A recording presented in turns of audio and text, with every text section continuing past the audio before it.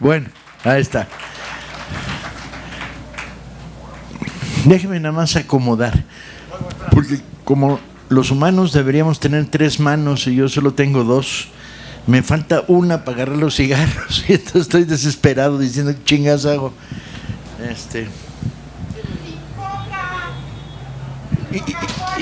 ¿Por qué? ¿Qué es pecado o qué? Bueno, seguiré el consejo de la compañera.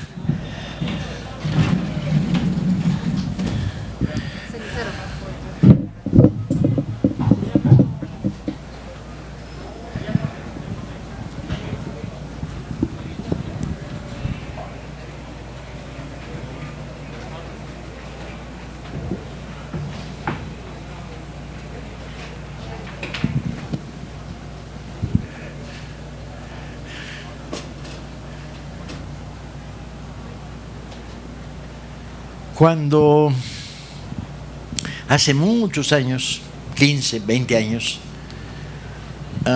me tropecé, literalmente me tropecé, de esas cosas que está uno buscando sin buscar y picoteando aquí y allá. Ya ves lo que pasó.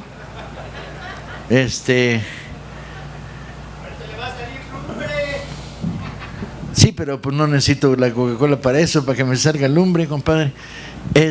Nomás necesito acordarme de los últimos 6 presidentes de México, exceptuando a Andrés Manuel, y sale lumbre sola. Me tropecé en un folletito, no era ni siquiera un libro, eran 10 paginitas dobladas, la historia de un joven socialista judío llamado Mordejai Anilevich, que había sido el dirigente de la insurrección del gueto de Varsovia. Yo en aquella época no sabía nada sobre el gueto de Varsovia. A lo largo de los años vi 4 o 5 películas, leí una novela, me encontré materiales, pero en aquella época no sabía nada de la insurrección del gueto de Varsovia. Y la frase me resultó conmovedora.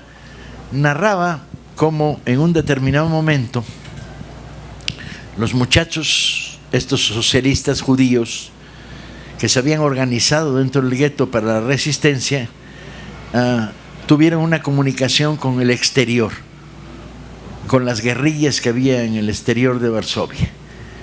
Plena guerra mundial, los nazis dominaban Polonia y habían creado el gueto de Varsovia. Y en esta comunicación, los muchachos, por boca de Mordejai Anilevich, le contaban a los de afuera que no iban a aceptar su oferta de salir. Los de afuera les proponían: usen la red cloacal y escápense, vénganse a los bosques y seguiremos la guerra contra los nazis en guerra de guerrillas.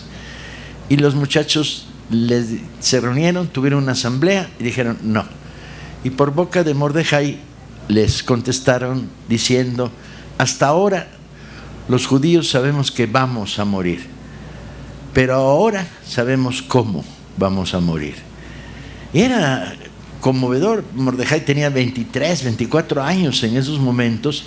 Esta entereza para decir que iban a morir en armas contra los nazis. Y era un despropósito, un absoluto despropósito, porque la organización judía de combate, donde estaban estos muchachos organizados, pues tenía 1,5 de participantes, tenía una red solidaria con depósitos, túneles, etcétera, pero tenían 4 pinches pistolas y 10 bombas Molotov. Y si se enfrentaban al poderío nazi en Varsovia, iban a tener que enfrentarse a no menos de 3,000 SS, tanques, cañones y aviones. Entonces era un delirio, sabemos que vamos a morir, pero ahora vamos a decirles a estos hijos de la chingada cómo vamos a morir. Vamos a morir combatiendo. Cuando leí la frase me conmovió profundamente y me nació la curiosidad. Yo no sé cómo escriben sus libros ustedes, cada uno de tener su manera de escribirlos o de no escribirlos por las caras que ponen, pero yo los escribo a partir de un motor que es la curiosidad. Si la curiosidad se desata, empieza a perseguirme. Y empiezo a preguntarme, ¿y esta historia? ¿Cómo sigue? ¿Cómo avanza? ¿Cómo crece? ¿Cuáles sus trasfondos? ¿Quiénes son? Y es la curiosidad la que a lo largo de los años me va empujando.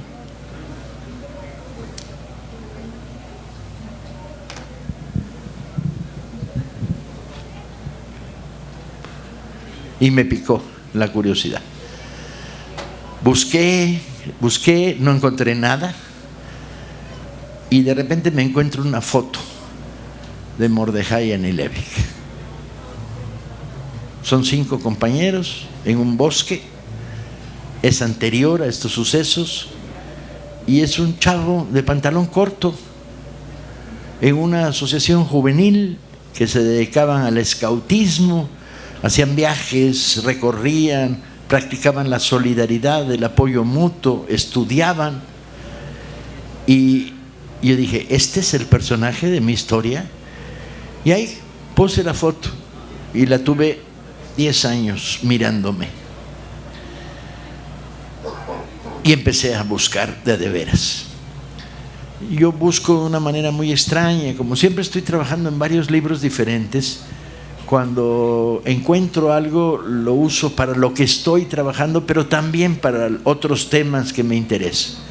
Entonces entré en archivos nacionales norteamericanos, entré en archivos judíos en Palestina, contando la historia de estos jovencitos.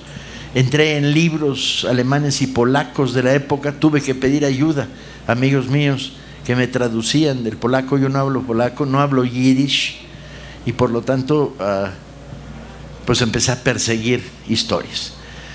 Tuve que meterme a estudiar los SS en Letonia, porque los SS reclutaban en los primeros países bálticos que habían conquistado en la frontera rusa. Leí una novela que había que se llama Mila, que es el nombre de la calle donde estos muchachos van a terminar. Y encontré folletos, no muchos, pocos. Y apareció una escritora polaca maravillosa que entrevista a uno de los sobrevivientes del gueto, a Edelman, a lo largo de los años. Una entrevista gloriosa que te se paran los pelos en la cabeza cuando la lees. Y vi fotos y leí la historia de cómo el asesino del gueto de Varsovia, el general Strupp alemán, termina muerto por guerrilleros yugoslavos muchos años después.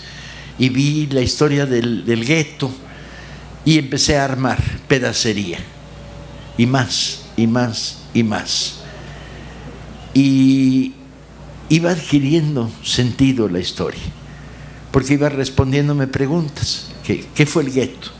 Pues el gueto es un lugar donde de repente los alemanes, al dominar Polonia, concentran a una parte, la mayoría de los judíos de Polonia. Hombres, mujeres, ancianos, niños, todos. Y la cercan, y le ponen barreras, y le ponen alambre de púas, y le cierran las entradas, y lo condenan a la casi inanición, con raciones miserables de comida, y ponen fábricas dentro del gueto para trabajo esclavo, y van mermando. El gueto disminuye todos los días. Por ahí pasarían, entre ese gueto y el de Lodz y otros guetos en Polonia, pasarían 1 millón de judíos,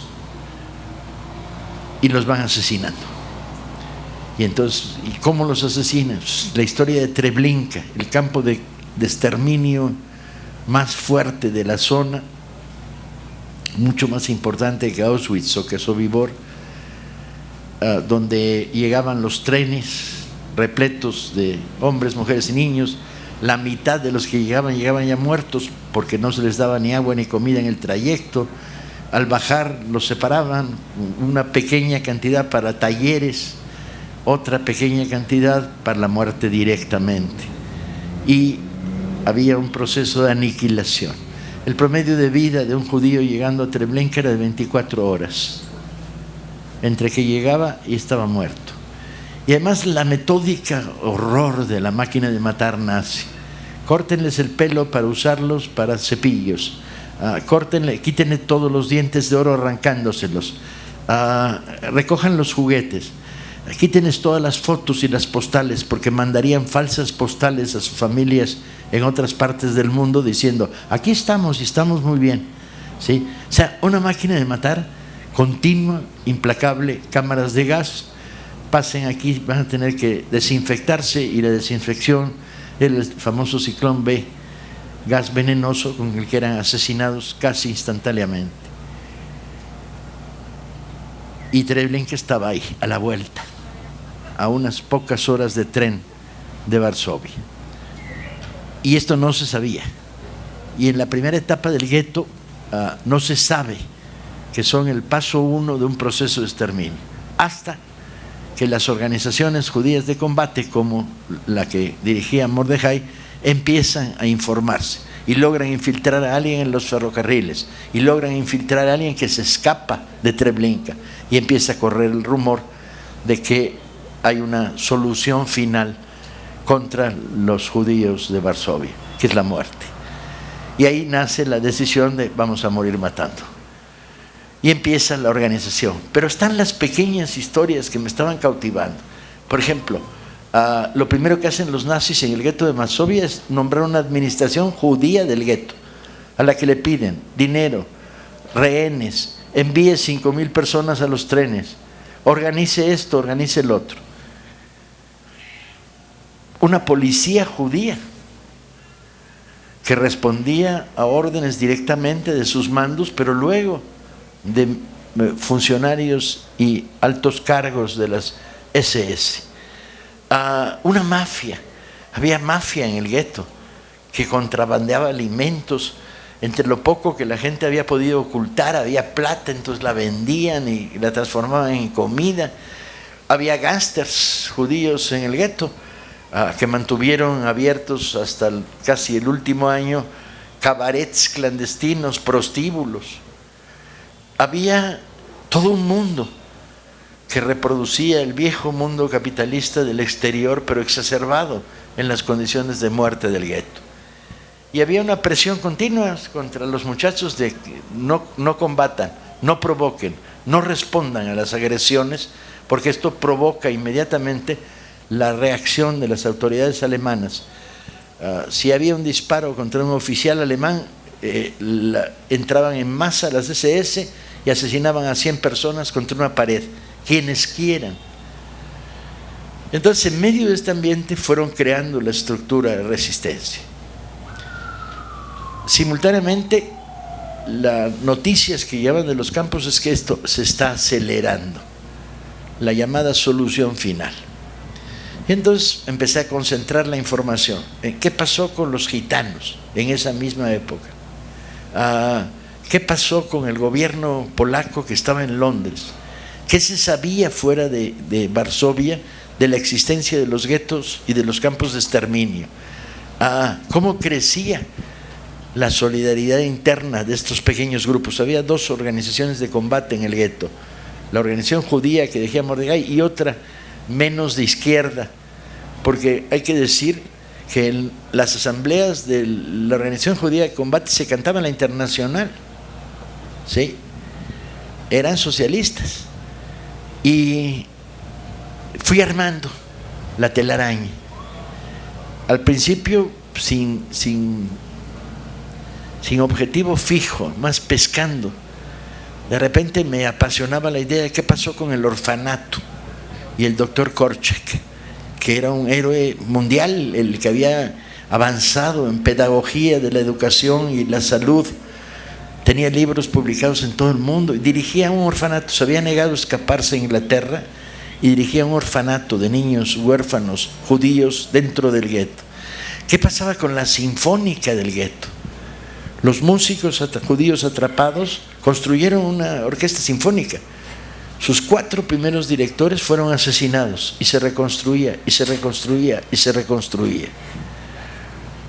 Conforme iba almacenando este material, iba quedando cautivado por la historia. Y llegó un momento que avanzaba, me atoraba, ya no encontraba fuentes informativas, pero se iba armando ella sola, poco a poco.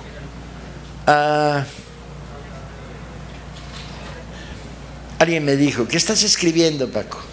Y dije, estoy escribiendo un libro sobre la organización judía de combate y el gueto de Varsovia. Y no es un libro muy sionista, dije, no, es un libro de historia donde lo que reivindico es a estos personajes, a este momento y su voluntad de confrontar, a morir a la máquina de exterminio nazi. Y avanzaba. Y de repente dije, este libro me va a matar o yo lo voy a acabar. Hay libros que a lo largo de tu vida te persiguen. Escríbeme, escríbeme, escríbeme, escríbeme. Y tú dices, dame chance. ¿A qué hora? 3 veces. Y de repente ya decía, escríbeme. Y yo decía, no sé si llegó el momento. Y se lo comentaba a mis editores, ¿qué estás escribiendo? Un libro sobre los jóvenes judíos socialistas.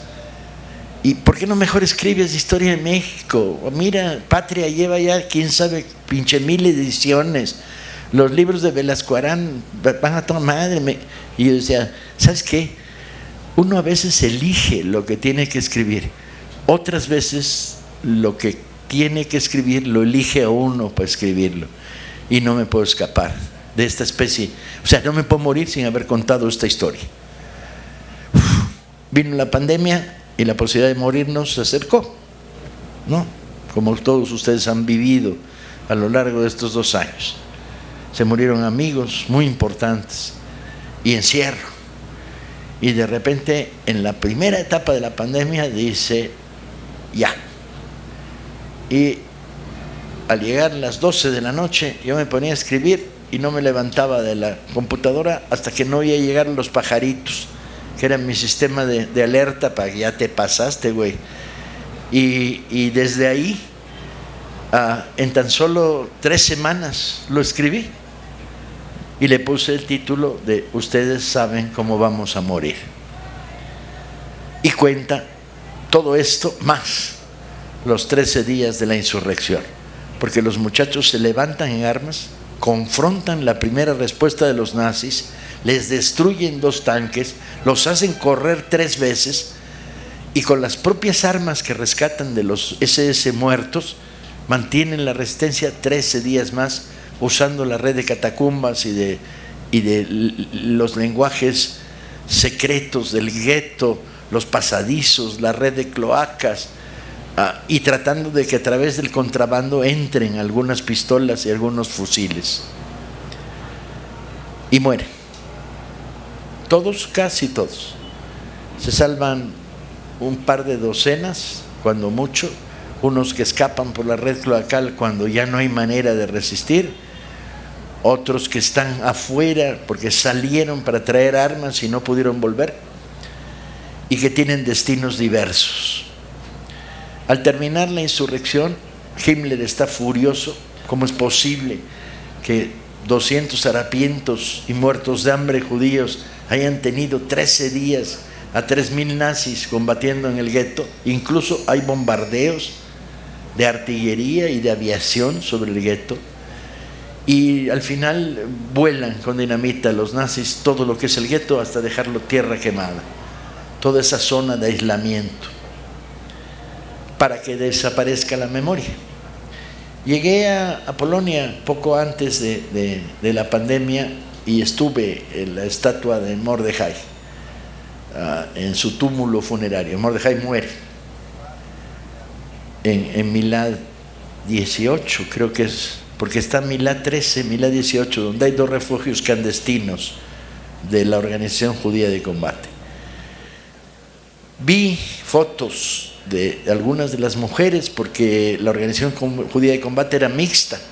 En aquella época los grupos juveniles eran muy, muy, muy igualitarios, hombre-mujer, mismos derechos, una persona, un voto.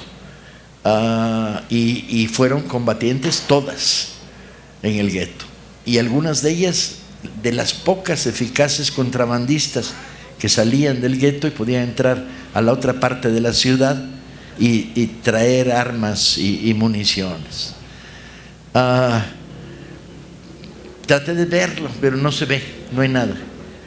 Solo se puede ver en la memoria. Y entonces, he ahí como estas noches de pandemia escribí, ustedes saben, cómo vamos a morir. Si me avientan un ejemplar, me gustaría leerles el principio y luego abrir esto para convertirlo en diálogo. Gracias. No, hasta ahí no doy. Perdón, pero ando lesionado.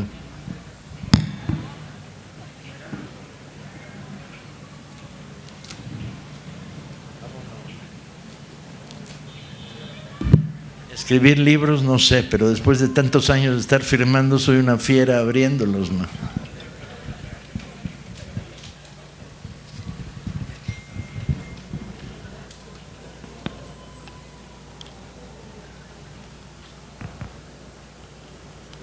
Hay momentos luminosos en la historia del género humano que duran un instante fugaz, como un relámpago, y se desvanecen en la memoria colectiva, como se vuelven retórica, se disuelven en el velo de las palabras y los números. Sin embargo, tienen tal carga de intensidad que renacen de las cenizas. Este que voy a intentar contar es obvia y terriblemente uno de ellos. Yo no conocía Varsovia y sin embargo podía recorrer en una memoria ajena, escrita o fotográfica,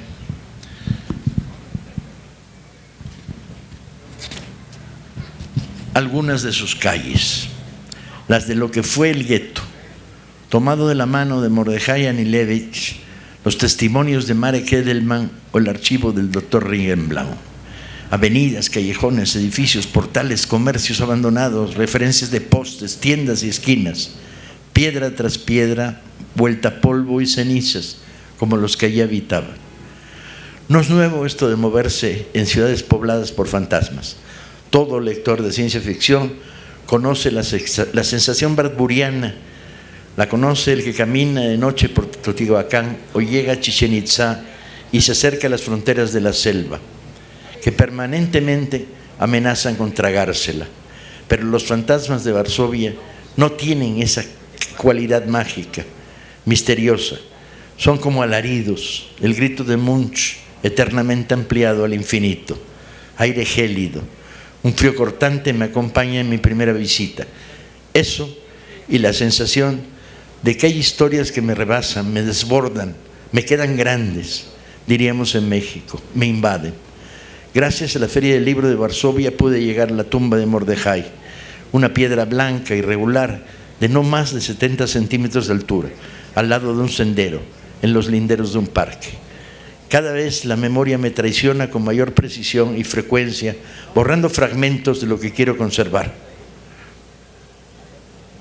Recuerdo que hace años descubrí casualmente una carta de Mordejai escrita poco antes del levantamiento. Los judíos no habían podido elegir la forma de vivir en la Europa dominada por el fascismo, pero habían podido elegir la manera de morir. He vuelto a encontrar esa carta original, pero cuando la recuerdo altero las frases.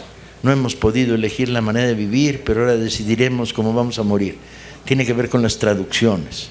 A veces, tantas veces que la he leído, tantas reproducciones y traducciones de la carta de Mordejai a los compañeros del interior del 23 de abril de 1943.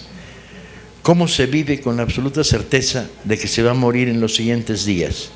Con la clara seguridad de que solamente un milagro podrá impedirlo, con la certidumbre de que los milagros no existen. Muchas gracias.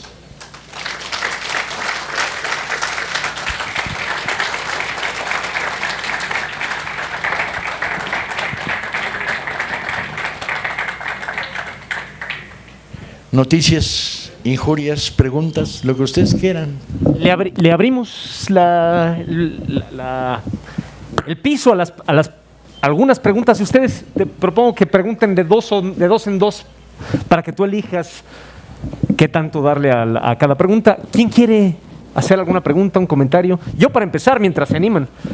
¿Qué mundo este que vivimos, donde los herederos del gueto de Varsovia sí están en Israel, pero no son los judíos necesariamente, ¿no?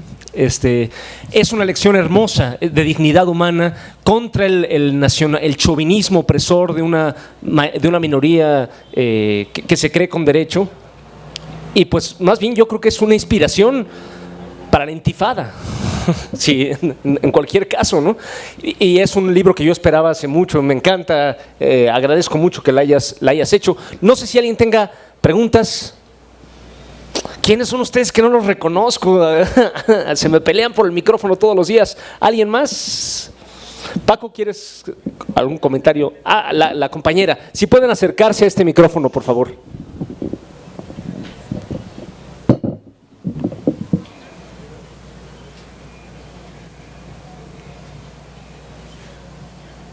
¿Cuánto tiempo le llevó a hacer este libro, maestro? Tiene truco la respuesta, porque si te digo que los 23 días en que lo escribí, es mentira. Exacto. Porque me tomó 10 años pescando historias, armándolo, dándole forma, etc. Entonces es uno de esos libros que te tomó 10 años o 23 días. Yo creo que esta historia que usted nos relata en su el libro,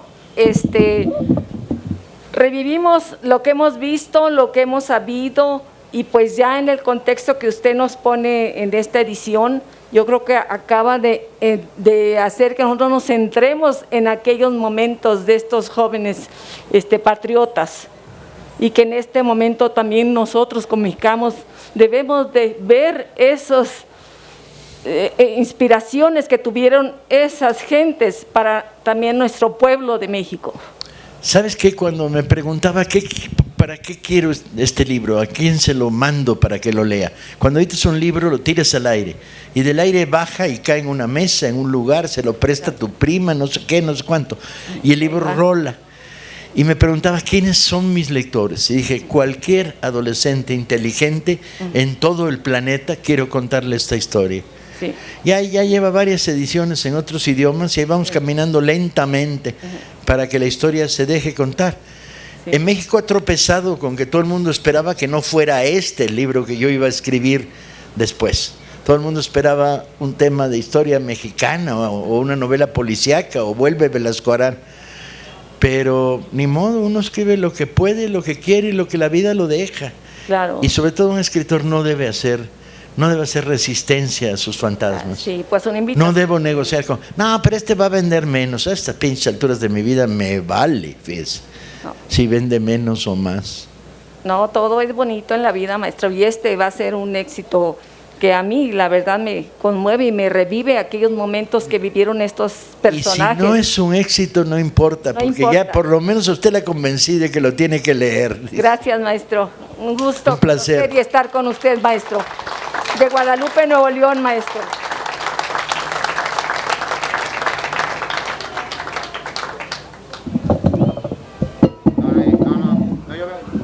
¿Alguien más? Sí. Buenas noches, maestro. Un gusto, un placer estar aquí frente a usted. Este libro lo acaba de presentar en la Feria Internacional del Libro de Guadalajara. Acaba de decir que ya lo han editado en otros idiomas. ¿Cuál ha sido la respuesta? ¿Qué lo ha conmovido de sus ya lectores que ya están leyendo este libro? Gracias. La verdad es que todavía no lo sé. La respuesta de un libro no se te da luego. Tiene un tiempo de llegar a los lectores, de ser leído, de empezar a hacer burr y a rodar, y luego empieza a llegar la respuesta. De hecho, sigo moviéndome con la respuesta de libros anteriores, por ejemplo, Patria, que sigue siendo leído en la misma cantidad que cuando lo publiqué, y me siguen llegando los ecos de los programas de televisión y del propio Patria de una manera muy intensa. Pero acaba de nacer, todavía no tengo ecos.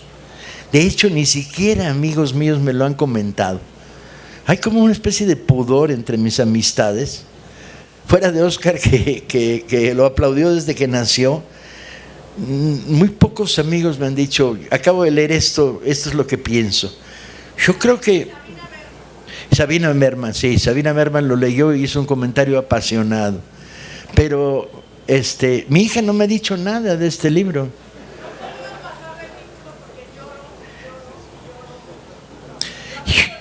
Yo creo que es parte del efecto. El libro te produce un shock. Y para eso lo escribí, para que te produzca un shock, no para que digas, estas son las mañanitas que cantaba el rey David. Y entonces todavía no tiene, para mí como escritor, la retroalimentación que algún día tendrá, y si no la tiene, me vale. Yo tenía que escribirlo y lo escribí.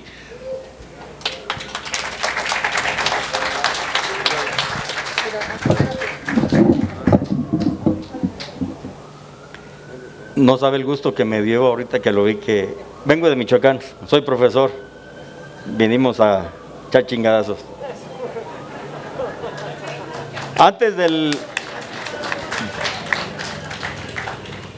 Me da la impresión de que como que hay un mensaje para los mexicanos ahí. Sí, sí lo hay. Sí lo hay. Antes del 2018. Sí lo hay. No hay imposibles, es el mensaje. Les vamos a ganar. A lo mejor nos derrotarán aquí, nos derrotarán acá, pero nos los vamos a rechingar. Eso está claro, no pasará. La barbarie contra la civilización no pasarán.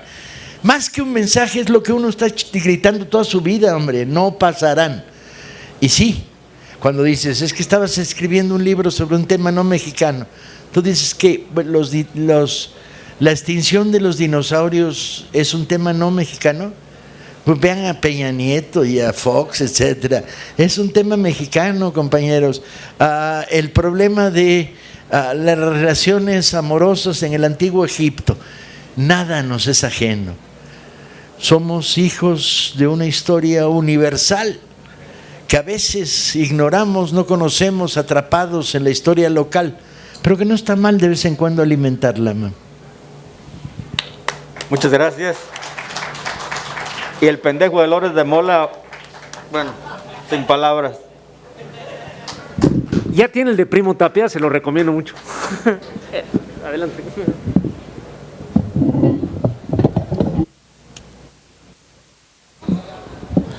Pues yo también soy maestro. Reciban un saludo del Movimiento Magisterial Popular Veracruzano, de la CENTE, que hoy estamos cumpliendo 42 años de lucha permanente.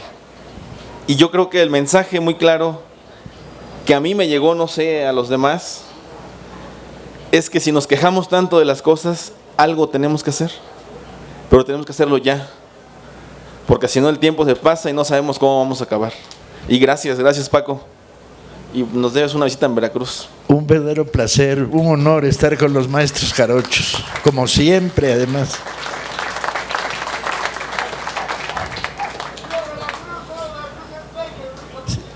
Eso.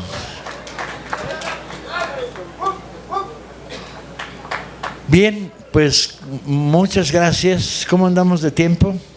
Todo el que quieras. Pues ustedes, yo aquí vine a pasear. Sí, dígame. Pasen. Vénganse. Incluso fórmense si quieren, para ir sabiendo. Buenas tardes. Un gran gusto estar cerca de usted. Soy lector suyo desde hace muchísimos años y quiero felicitarlo por este libro, por este tema, pero más que también, aparte de felicitarlo, felicitarnos a nosotros mismos, porque vamos a ser parte de esta escritura, vamos a ser parte de este conocernos, de este sabernos, y aparte de todo esto, retornar un poco o retomar un poco los temas que se nos están yendo de las manos por las redes sociales y demás cosas. Dicen que los jóvenes hoy no leen, yo lo dudo, sí leen, claro, leen virtualmente, pero lo que leen alguien tiene que escribirlo, y es donde usted entra. Muchas gracias, le felicito y me felicito y nos felicitamos todos. También soy profesor veracruzano. Muy bien. Esos jarochos, si ustedes los dejan, se vuelven mayoría, ¿eh? Maestro, buenas tardes. Yo no soy maestro. Yo lo vengo a felicitar porque su labor es increíble. Hay mucho que hacer en cuanto a la lectura porque fue abandonada. Nos pusieron una venda en los ojos. Ahora sí que, como decía el Riquín Canallín, me da mucho coraje porque mantenían la lectura, más bien nos daban lo que querían. De hecho, yo compré su libro, el de Pancho Villa, y cuando lo enseñé, me dijeron, no, ya es de Taibo, no, ya la regaste, mano. Porque ese era el concepto que querían, le daban más prioridad a Krauss, a escritores que de veras son nefastos.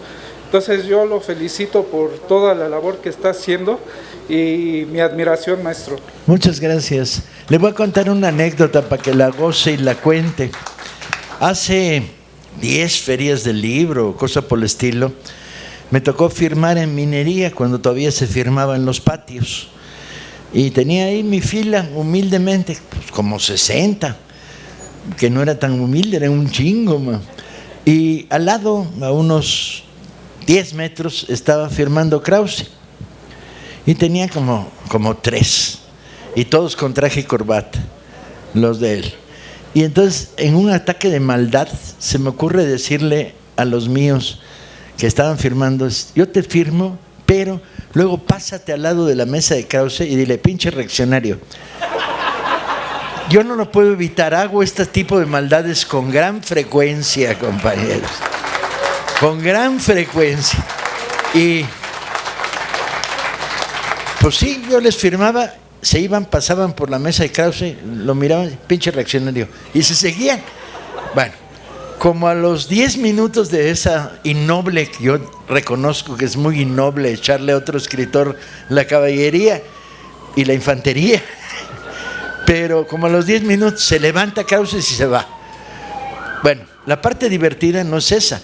La parte directiva es que llega el editor de Krause, me dice, Paco, me lo corriste. Y le digo, chin, perdón, no, estas cosas no se hacen, pero es que no me aguanté la maldad. Y me dice, no sabes cómo te lo agradezco, es insoportable este güey.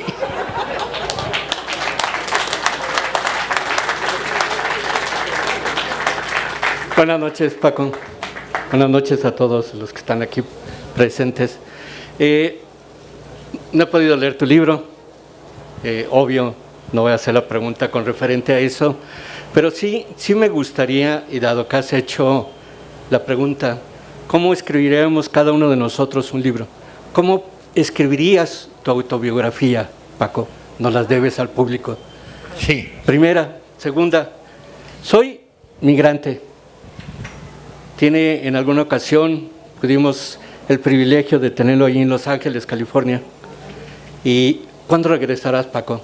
¿Cuándo llevarás una feria de libro para que los mexicanos también allí podamos? Sí, yo sé que tienes ahí. No, pero una feria de libro en Los Ángeles donde vaya la mayoría de los mexicanos, donde se promueva eso. Esa sería la pregunta, Paco.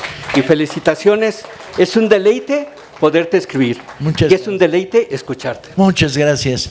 Ya empezamos, ya nació el camioncito.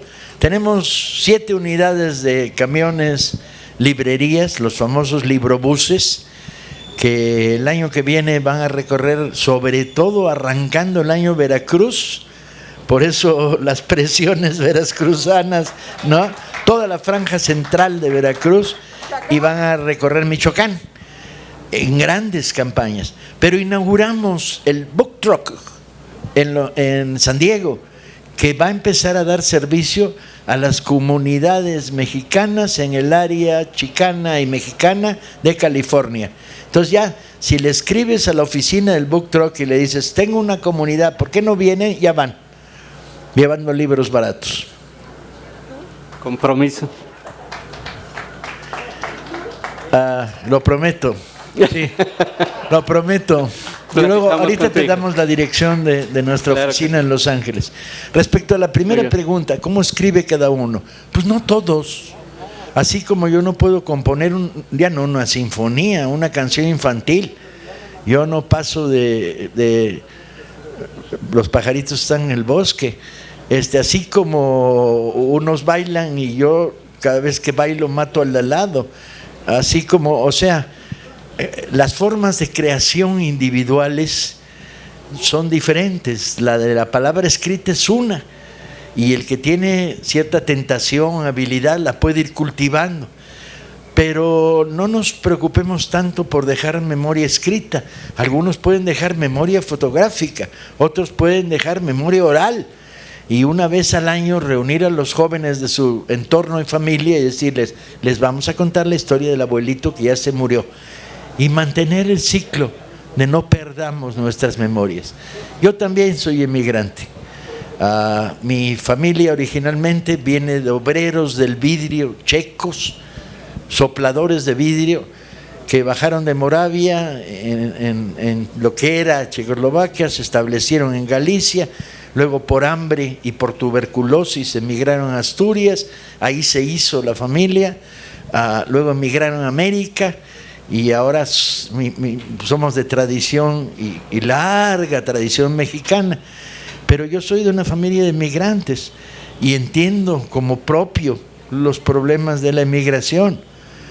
Los emigrantes elegimos salir de algo, pero no lo elegimos en total voluntad, lo elegimos bajo presiones económicas, políticas, laborales, etcétera, etcétera.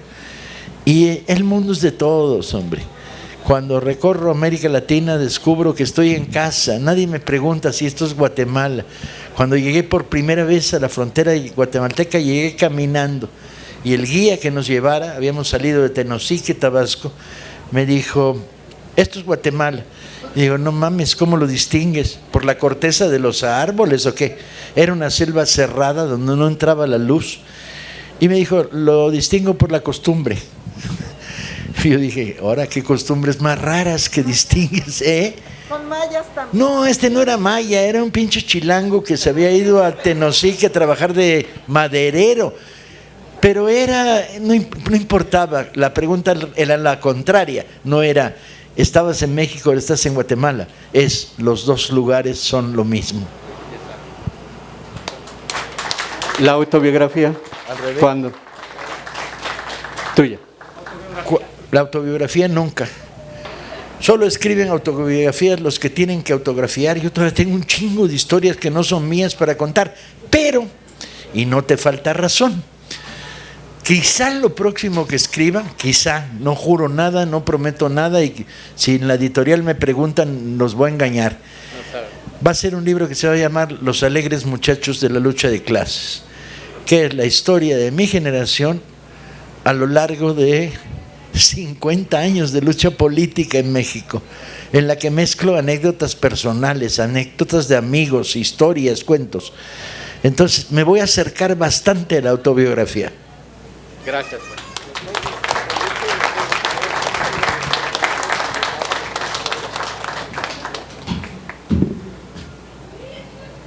Paco, mil gracias por habernos acompañado. Te queremos un chingo en la brigada, te queremos un chingo la gente que nos viene a escuchar.